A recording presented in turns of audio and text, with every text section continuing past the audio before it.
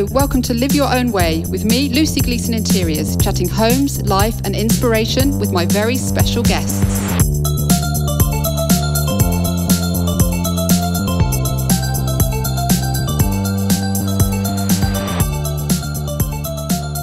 This is my first podcast of Series 1. I've been wanting to do this for absolutely ages, so I guess we should probably just get started really, shouldn't we? Today, I'm really excited to be chatting to Horace Panter, contemporary artist and also bassist, as one of the founders of two-tone ska band, The Specials. So Horace, thank you so much for talking to me today. How have you found the last few months during lockdown? Because you've moved home, haven't you? Yes, we moved the week before the lockdown. So we left a city and we've moved to the countryside, and it's been great because I wasn't around too much during the 50s, but it was like the 50s. You know, we just live in this little village where occasionally huge tractors towing enormous pieces of agricultural machinery trundle past my house, and then 10 minutes later, two horses. It's a real difference from living in the middle of Coventry. It's been great. I've really enjoyed it because it hasn't affected my work that much. I'm still able to paint, and my local art store, bless them, I was running out of paint, and they actually came and delivered some paint to my house, tubes of paint. I mean, that was amazing. I was so thrilled with that. So yeah, I feel very blessed. I know what you mean, because we've moved out. Well, we moved out quite a long time ago, out to the countryside from living in London, and it's so different, isn't it? Like you say, people are quite open, and they will just drop sort of groceries over, without any question. So yeah. Yes, and I think I'm appreciating nature a bit more. I mean, I'm an artist. I've got that kind of eye, and I was always a sucker for sunsets. But out here, you almost like you walk into the middle of them. Almost, there's a couple of walks that we go on, one in particular, which is like in the middle of this wheat field, and there's a church spire over there on the right. And last night, these big grey purple clouds with this orange sun behind them, and then the sky was pink and everything, and it's like, wow, this is great. Do you carry your camera with you? My phone hasn't worked for the past 2 months. And we couldn't get it fixed because, of course, the stores weren't open. So no. But I found that if you take a picture of a sunset and you look at it as an image on a screen, it's like it's not the same. It's not as massive as the experience of being there, I'm afraid. That's very true. Yeah. So I'm going to go sort of back to the beginning. Yes. What your memories of your home growing up? Was it arty? Not really. I always drew pictures of things. I had adventures on paper. I draw aeroplanes, and I seem to remember drawing a lot of fish. I really liked fish because they all had gills and they all had fins, but they were different fins, and some had gills in different places, but they were all fish. And I think the idea that a shark had a certain shape, but there again a minnow was the same but different, and I really like that. Growing up, what can I remember that was great?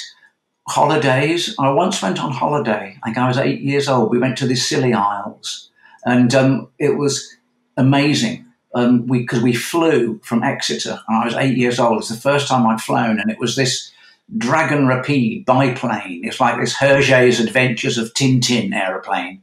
And I was at the front. My younger sister was in the back throwing up, but I was in the front, and I could see everything, and it was wonderful. But in the Scilly Isles, it was lovely because to go to all the different islands, you go on these little boats, and it's really hot.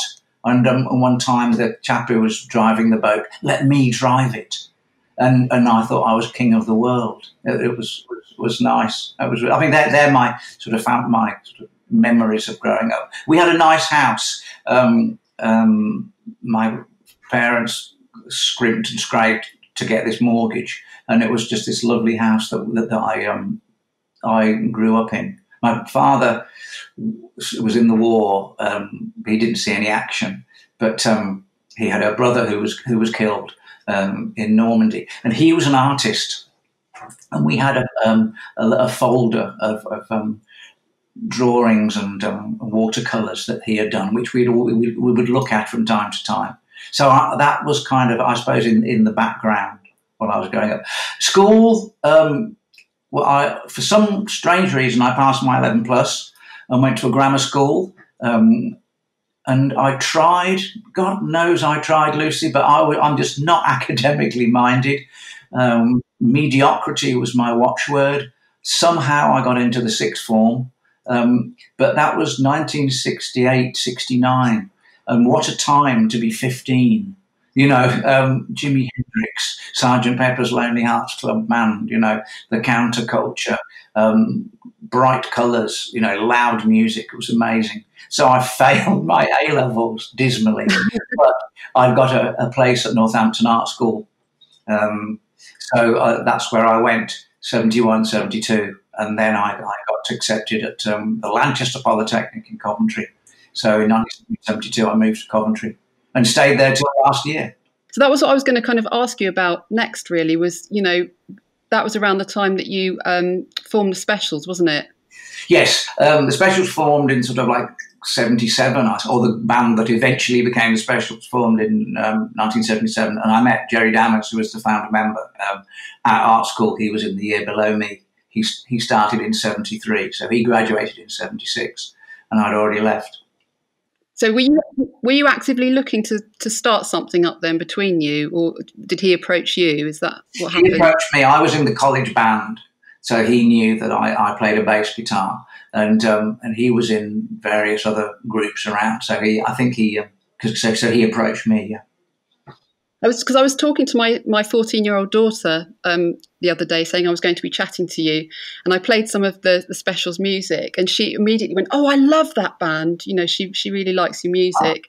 Oh, so you know, I talked to her about two-tone music and being a mixture of a traditional ska and punk, but like from your point of view, you know, being at the cutting edge, then can you describe what the atmosphere and scene was like and what the music sort of meant to the fans at that time? Oh, crikey. It was so exciting because we were on a mission, you know, and it was pop music, but it was more than pop music. It was sort of youth culture as well. We had this fashion thing going where we'd buy secondhand tonic suits and like the loafers and Harringtons and Fred Perrys and Ben Shermans and stuff. So it wasn't just music, you know, but the concerts were incredible. They were just this fantastic celebration of youth.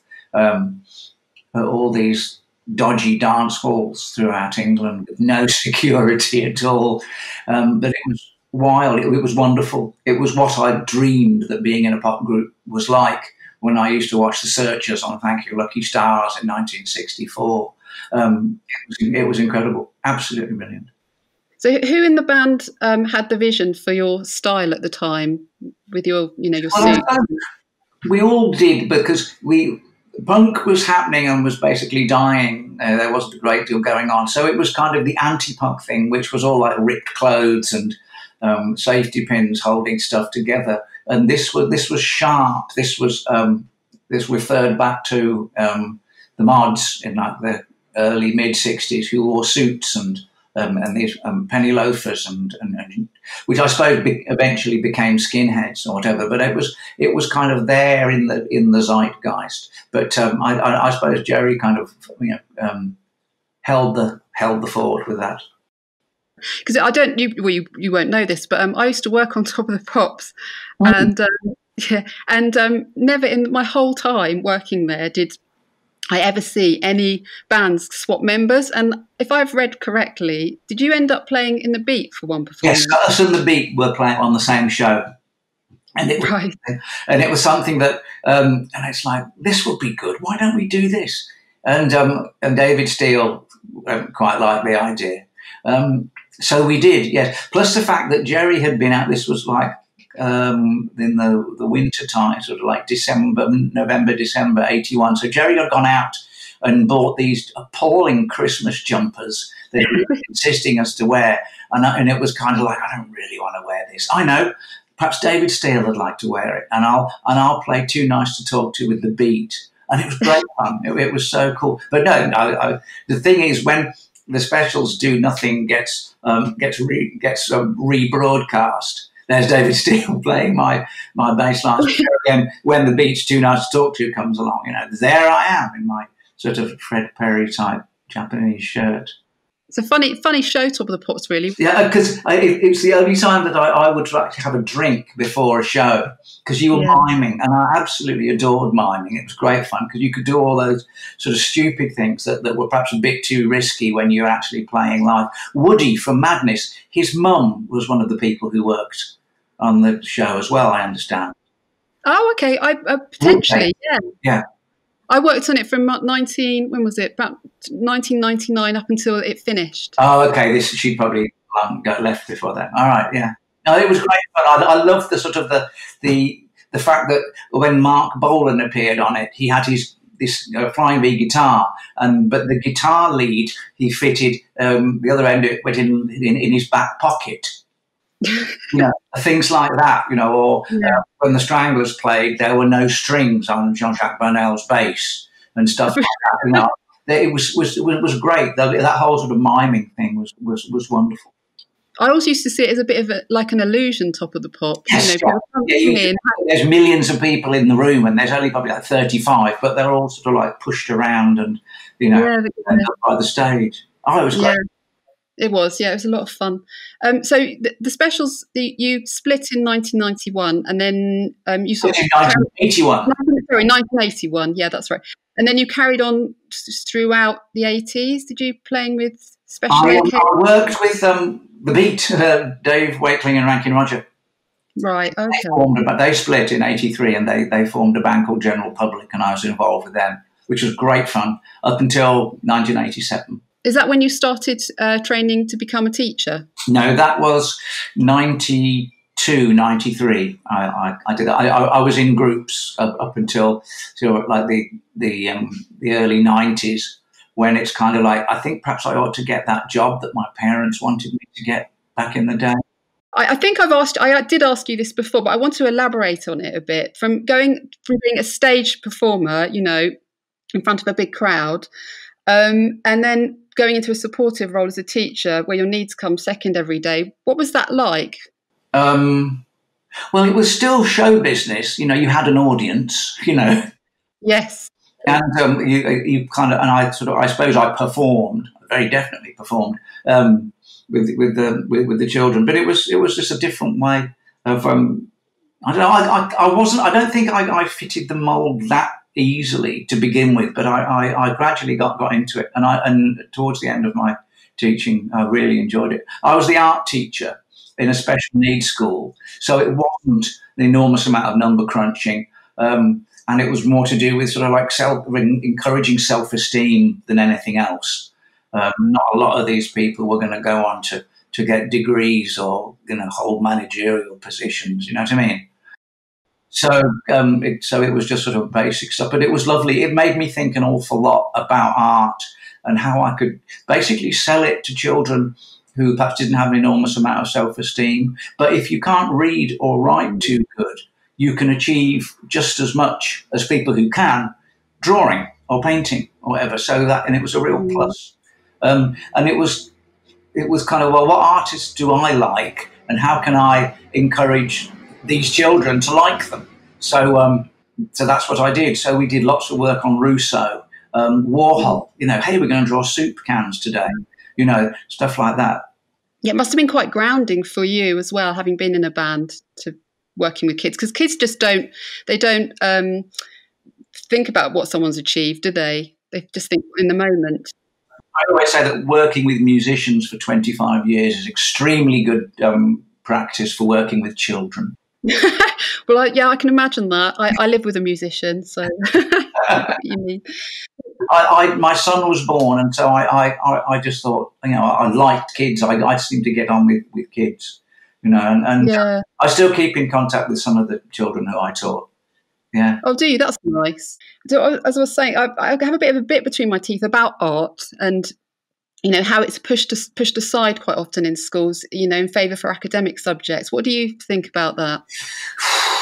I think, oh crikey, don't talk to me, ask me about academia and art education. It seems a waste. It's the same with music. You know, that you can communicate so much through music, and it's a way of expressing your creativity, which encourages you to think. And I think that's being taken out of just pure number crunching. You're at this school just to get these certificates, nothing else. And I think, and there have been honestly, some quite dreadful, initiatives to try and change that. But I think you can't get away from the fact that sort of music appreciation, learning a musical instrument, but like just and drawing, painting, sculpture, looking, seeing is as important, as far as I'm concerned, as quadratic equations and parsing French verbs. Yeah. Oh, I wholeheartedly agree with you. Moving on, yes, down to the last 10 years or so, you've sort of become a professional artist, haven't you? So yes, the Specials reformed in 2008. So Val gave me a call. He says, "Okay, we're thinking of getting the band back together again." So it was like, "What are you in?" So it was like, shouting at children or being a rock star. Let me think about that. Difficult choice. So it was great. So we did that, but there was a lot of downtime in between shows, and I just started painting. I started painting when I was an art teacher, obviously, and sort of messing around with a few things, just as a hobby, and that sort of continued. And then I was painting these robots. I like the idea of just painting robots. And my wife came back from shopping one day and said, "These are great, Horace. We should try and sell these." And it kind of started from there. And who were your inspirations growing up, art-wise? Peter Blake, Sergeant Pepper's Lonely Hearts Club Band. But that whole pop art, bright colours stuff, Warhol, Jasper Johns. And then once I went to art school, kind of moving on to the abstract expressionists. But I always go back to Peter Blake. So has that inspired your colour palette, your use of colour in your... Definitely. I've got they made a cartoon, an animated story of Sergeant Pepper's Lonely Hearts Club Band. Did you ever see it? Yes, I did. Yes. That, I bought a little paperback of that, and the colour, I copied all those characters, the apple bonkers and the blue meanies and all that kind of stuff. But the colours that were employed in that, I think that had an enormous effect on me. But that was all that sort of swinging 60s kind of pop art stuff. I think it all goes back to that. Bright colours, flat colours. Yeah, and because didn't you study fine art at Coventry? Yes. I learned to play a bass guitar. Nice. No, I got a degree in fine art at Atlantis Polytechnic, and I did sculpture. This was the mid-70s. It was conceptualism. Art language was a big deal at Coventry, and like people would turn their nose up at you if you were made art objects, and you were considered less than a single-celled animal if you actually painted things. So it was kind of weird back then. So your work now, am I right in saying it's kind of, you use acrylics and screen printing, is that right? Yes, I've done some of my stuff has been made into screen prints, but it's mainly acrylic on board. Did you do that at Polytechnic, do screen printing? Yes, actually I did, yeah. Just a little bit. It was just like one of the sort of peripheral courses that you were expected to attend. But I started off painting in my first year, but then moved into sculpture in my second and third. Yeah, and when you've been on tour, have you been able to paint? Do you have time? No. Although one time we went to Australia and I knew that I was going to be up all night because of the jet lag and stuff. So I took some boards that I was going to paint on, and so I did all the drawings at like sort of 3 o'clock in the morning in Brisbane and stuff like that. So no, but I'm not Charlie Watts, who paints watercolour every hotel room he ever stays in. Bless him. No, the art and the music are very different. It's like I'm a different person when I'm out performing than I am when I'm home painting. Although being in a pop group has enabled me to go to, some of the world's great art galleries and see some fabulous works. So the two work together. I was going to ask you actually how different it is doing art to music. The process. Well, I think music is something that you get an instant reaction. You go out and you perform, and if people like it, they let you know, or if they don't like it, they let you know. But the art is my solo album. It's something that I'll do. It takes a lot longer, but the reward is kind of different. So but they both offset one another. I feel very, very lucky to be able to do two different careers that both involve creativity.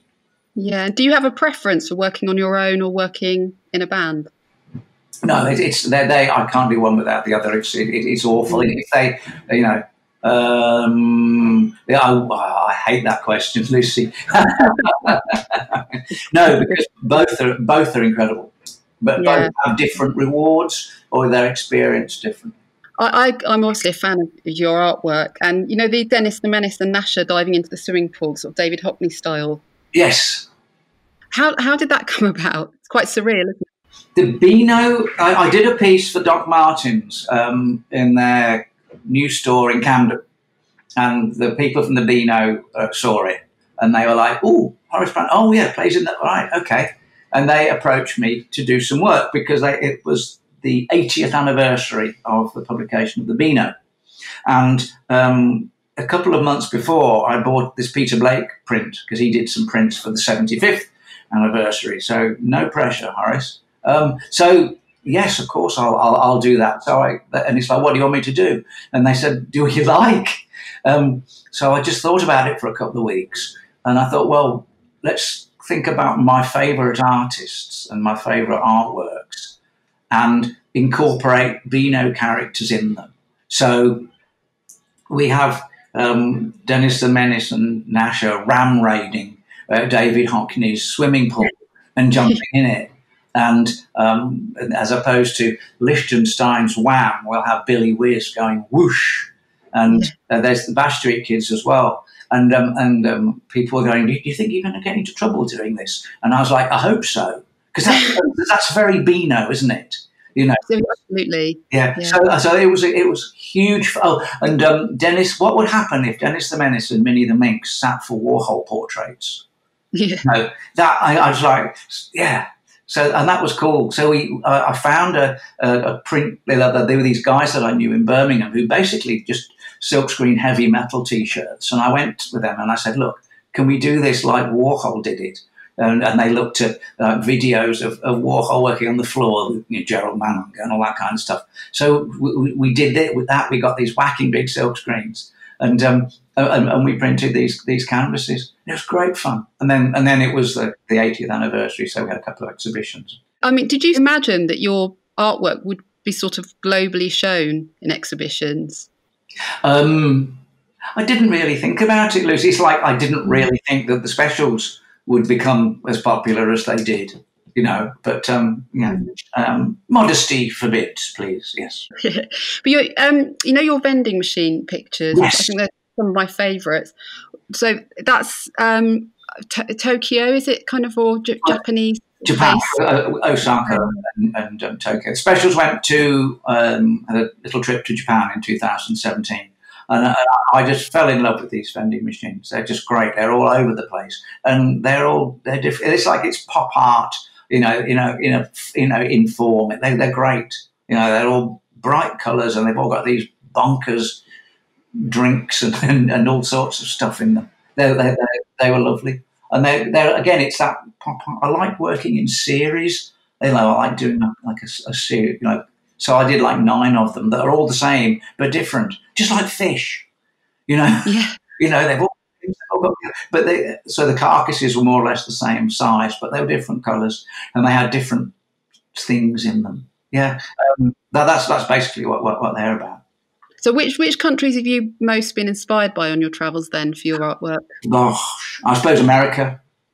Yeah. Because it's where all my musical heroes live, and I suppose Peter Blake, notwithstanding, a lot of my American heroes as well. But I loved like the Edward Hopper, the way he paints, and I just love that the way Americans would just use their colour on these enormous signs and like gaudy shop fronts and the diners and all that sort of stuff. So I think that's kind of where that comes from. Yeah. So going back to your new home, which you've obviously just been in for a few months now, did it take you long to find, what were you looking for in a perfect home for your next step? Oh, crikey. I don't think I'd look for a perfect home. I think I'd look for a home and then make it perfect. Okay, yeah, good point, yeah. Yeah, I knew that it was a decision to move out of Coventry, and it was just where. And I knew the man who owned this house. He's an artist as well. So I visited it a couple of times. So I took Claire over, and she was like, wow, this is great. It's a weird house, but that's good. The house that we lived in Coventry was pretty weird as well. It's like an old cottage, but with two whacking big barn-like rooms stuck on the back. It's so there's the old house and the new house. And it was just very, very in the middle. It was joined by this little kitchen, which has an Aga in it, which is boiling hot, especially on a day like today. It's unbelievable. But it was like, this is going to be great, but we didn't know how it was going to be great. So we moved in the middle of March, and we just lived in it for a couple of months. Well, we had to, because we couldn't get people out to do any decorating because of this virus and whatever. But that was great, because we had time to live in it and say, well, what colour's going to work here? What are we going to do with this and whatever? And I think it was making the house work for us space-wise. You know, we've repurposed a couple of rooms already. I'm speaking to you in one of the small front room, which was a storeroom. It's now an office. So we plan to move a few more things around. And have you got a studio set up for you to do your work? Yes, I've got the front room in the opposite the office here.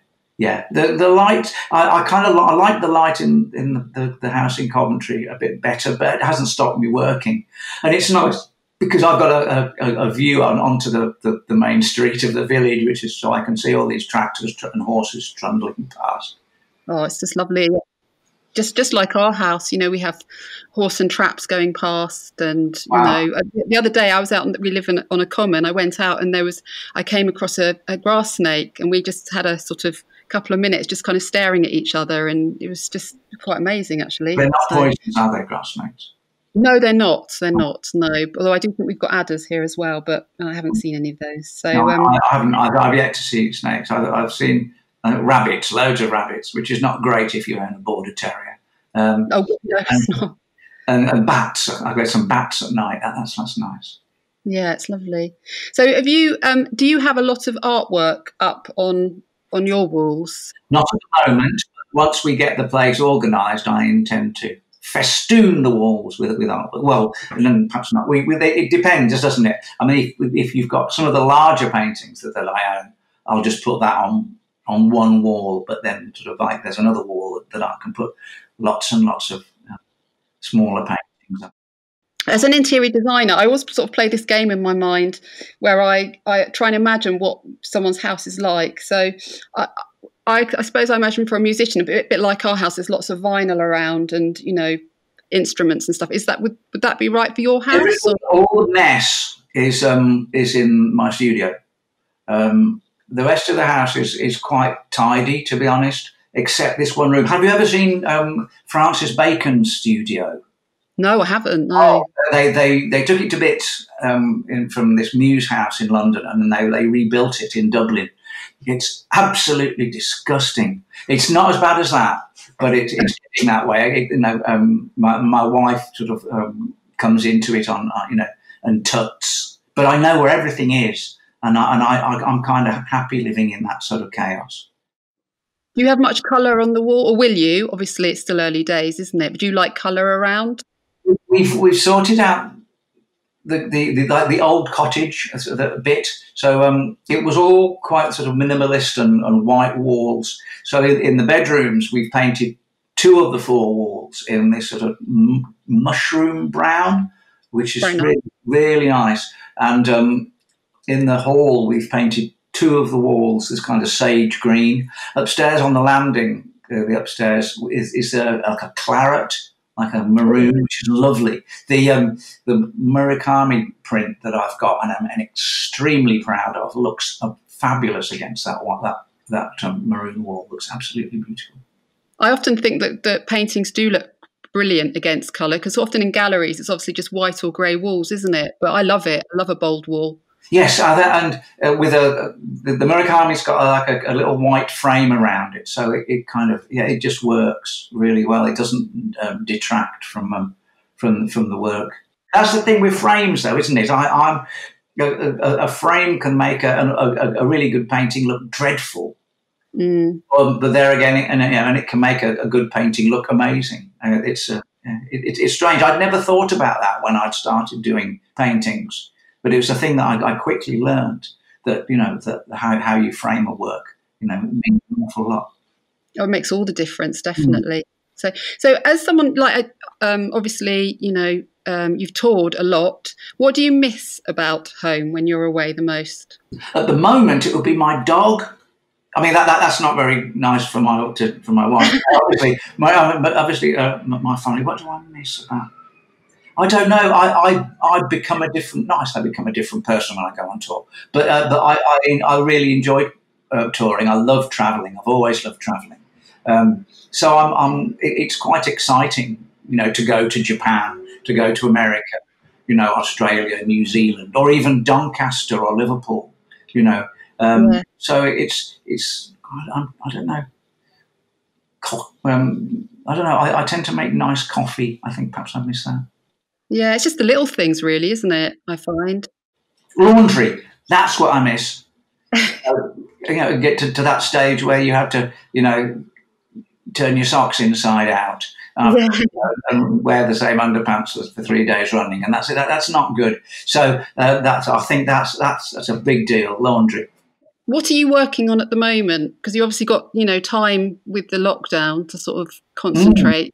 I had a lot of time off where I didn't paint while we were doing the move and all that sort of stuff. So it was kind of like, let's get back into painting. So I painted an album cover, a couple of portraits, just to get back into it. And I'm quite well known for these Americana paintings. Yeah, there are some people who sent me pictures of like American record stores. But I've met a bloke who's just recently published a book. I can't remember his name. He's published a book about English independent record shops, and he sent me a couple of photos, and it's like, you know what, this could work. It's kind of a niche because it's they look nice. They look, and some of them are scruffy, but they've all got these colourful records in the windows or whatever and stuff. So I'm contemplating. I'm starting the first one now. So I'm going to do hopefully a series of English independent record shops and see how that works. Right. Oh, I'd love to see those. I really would. So we've got a few of your multi-cassette up at home, which I love. Whenever we have friends around, one's by the dinner table. And we spend hours, we'll talk through all of the different bands on them, and they're always popular and make everyone reminisce. So the question I wanted to ask you was, if you were making a 30-minute mixtape, because I used to love those, what would you put on it? Only 30 minutes? Well, you can do longer if you like. You can do 90 minutes if you like. An hour and a half. You want to know what songs I would put on a mixtape? Yeah. I've got 8 songs. Great. Yeah, that's just for starters. Okay, so All Down the Line by the Rolling Stones. That's off the Exile on Main Street album. Roadrunner, Junior Walker and the All Stars. I hate weddings and formal occasions, that sort of stuff, where you got to, but if you want me to dance, all you got to do is put that record on, and I'm there. Outer Space, that's OUTTA, Space by Billy Preston. Marked Deck by the Fabulous Thunderbirds. Pour Me One More Drink by Robert Ward. That's so good. That's a blues thing. As is Sail On. No, it's a unreleased track on a sampler that I picked up in America like 15 years ago, but it's one of my Desert Island discs. As is Sail On by T. Model Ford, who is a North Mississippi blues man. Didn't start playing guitar till he was 59. Amazing. Trampoline by the Spencer Davis Group. It's the B-side. It's fabulous. And Easy to Slip by Little Feat. Well, there's a whole load of there that I'm going to go and look up afterwards because I haven't heard of some of those. So you're welcome. Thank you ever so much. I really appreciate it. Thanks for your time. Thank you so much. So that's podcast number 1 done. I really enjoyed that chat with Horace. He's such a lovely and modest man. If you'd like to have a look at his art, then it's horacepanterart.com. So do pop over there if you want to. Do also subscribe to Live Your Own Way if you'd like to hear more of my podcasts. Next week, I'm speaking to architect and TV expert Laura Jane Clark, as she's currently on Your Home Made Perfect, designing some beautiful rooms. And in the meantime, have a good one.